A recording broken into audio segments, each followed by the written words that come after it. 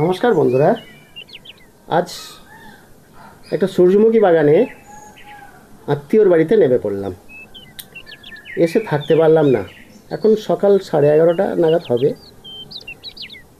দেখুন, একটু ঘাস টাস হয়েছে, পরিষ্কার করতেও লেগে গেলাম। গাছকে ভালোবাসি, দেখে থাকতে পারছি না। অনেকটা ঘাস হয়েছে, আর এত অপূর্ব হয়েছে, আর ঘাসগুলো বেশি হয়েছে। একটু ঘাসগুলো যদি পরিষ্কার করে দেওয়া যায়, একটু আরও সুন্দর, মানে একটু গাছটা সুস্থ সবল ভালো থাকবে। তা আপনারা আসুন। এটা কলকাতা থেকে বেশি দূরত্বও নয়, হাওড়া বাগনান খাদিনান, বিঘাকে বিঘা জমি এই সূর্যমুখী বাগান। আপনাদের কোথা দিয়ে একটা দিন চলে যাবে, আর ভালোও লাগবে।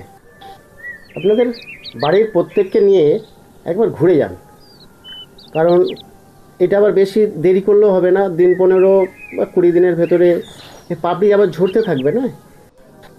আপনারা এখানে আসবেন, এসে সূর্যমুখী তেলও এখান থেকে সংগ্রহ করে বাড়ির খাওয়ার জন্য নিয়ে যেতে পারবেন। শরীরের খুবই উপকার।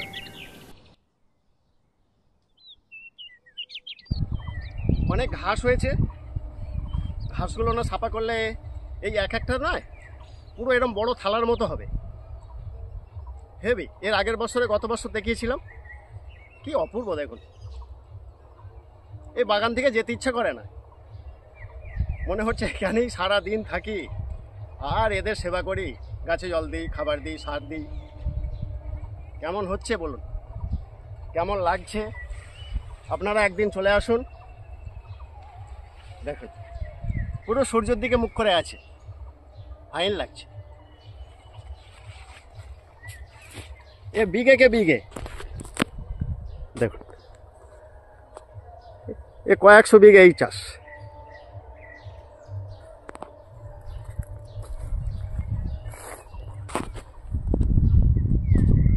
সুন্দর, অপূর্ব সব। দেখুন, যেদিকে সূর্য ঠিক সেই দিকেই মুখ করে আছে। এই দেখুন, আমি উল্টো দিকে দেখাচ্ছি, সূর্যটা ঠিক ওই দিকে। সূর্য দেখাতে পারবো কি জানি না। হ্যাঁ, দেখুন।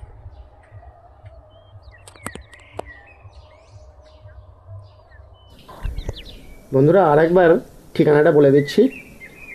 হাওড়া থেকে ট্রেনের ভাড়া 15 টাকা।